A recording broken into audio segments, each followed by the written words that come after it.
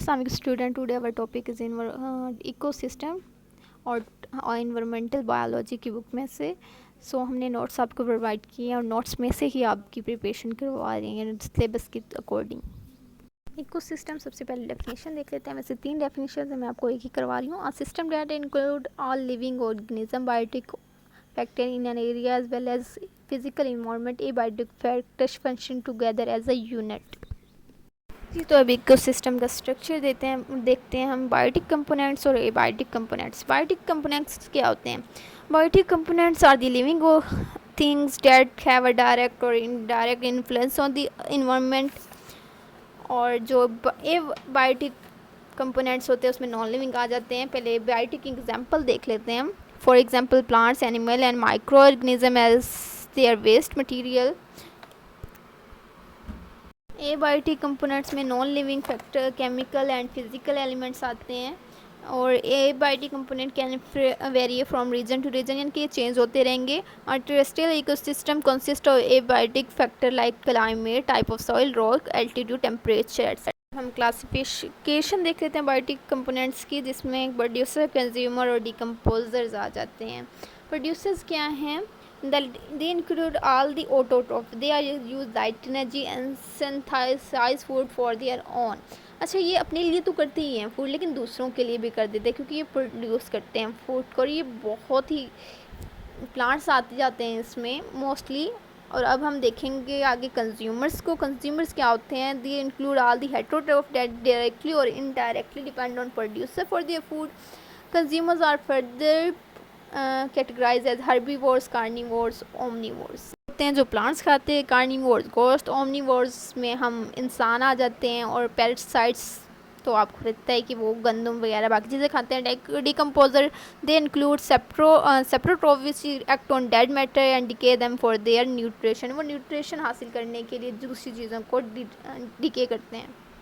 अब हम देखेंगे types of ecosystem. There are 4 types of ecosystem: fresh water, terrestrial और marine ecosystem, artificial ecosystem. The first 3 occur naturally but the last one is man made. ये हम खुद बनाते हैं, और 3 जो हैं हमें वो कुदरती तौर पर मिले हुए हैं। अब हम इनके बारे में बात करेंगे आगे कि फ्रेश जो लैंड बेस्ड इकोसिस्टम है उसमें कौन कौन से आते हैं वो देख रहे हैं हम। Forest ecosystem, grassland ecosystem, tundra ecosystem, desert ecosystem. ये नेक्स्ट पेज पर लिखे हुए हैं, आपको नज़र आ गए होंगे। फॉरेस्ट इकोसिस्टम में फॉरेस्ट आते हैं, प्लांट्स आते हैं, ट्रीज़ आते हैं, जैसे कि प्रोड्यूस करते हैं food. Not only plant, also animals are teeming in a forest. There are also a great source of food, wood. They also help maintain the earth temperature. अब हम ग्रासलैंड इकोसिस्टम देखेंगे, जिसमें हमें पता है कि ट्रॉपिकल टेम्परेट रीजन्स में होता है। और इसमें ग्रासेस होते हैं, हर्ब्स, शर्ब्स, एनिमल्स जो commonly found on this system. Type of ecosystem are grazing animals होते हैं, जिसमें कैटल, शीप वगैरह होती है। एंड नेक्स्ट सिस्टम हम देख जी, तो एक और सिस्टम है tundra ecosystem. Tundra ecosystem are living trackless, snow covered, snow और लाइकन होते हैं इसमें, और इसमें आइस से कवर होता है ये सिस्टम। और अब डेजर्ट को देखते हैं। डेजर्ट इकोसिस्टम में आपको पता है ये डेजर्ट हैबिटेट्स होते हैं। Desert are typically dried, windy, some of them condition sand dunes होते हैं, रॉक्स होती हैं। और organism in the desert are not diverse as they those in forest, but they possess adaptation that make them suited to their environment, जिसमें mostly camel.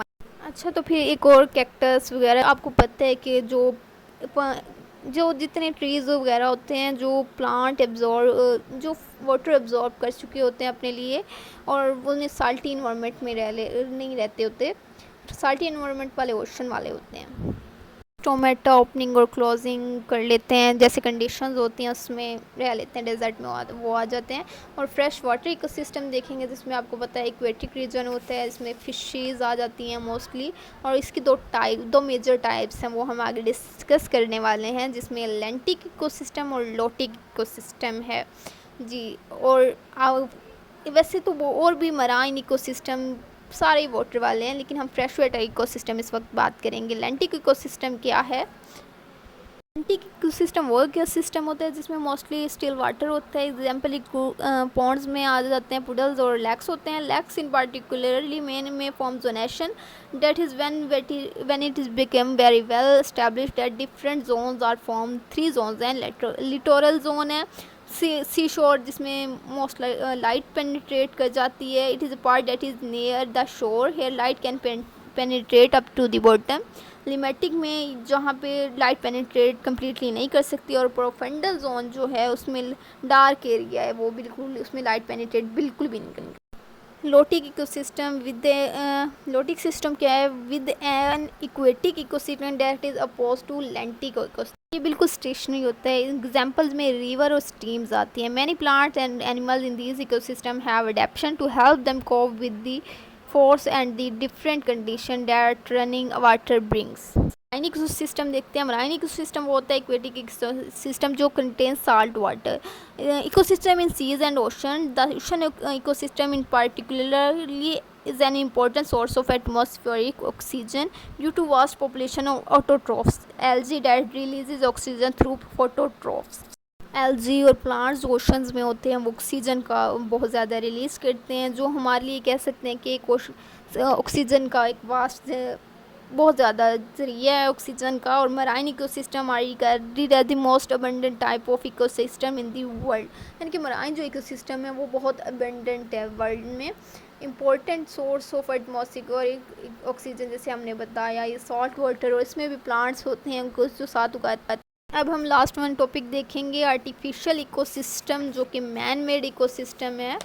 यानी artificial ecosystem is the man made ecosystem which can be further classified terrestrial, fresh water और marine. वो ही आ जाएंगे सारे से जो हमने दोबारा से बना लिए, खुद बनाए हैं, खुद साख्ता हैं ये। An example of artificial ecosystem is a terrarium. Many mammals ecosystem are build for conservation purposes, ethics and studying biology ecology. Example देख लेते हैं हम इसकी, जिसमें deciduous forest, savanna ecosystem, coral reef और हॉट स्प्रिंग सिस्टम आ जाते हैं। अल्लाह हाफ़िज़ स्टूडेंट्स।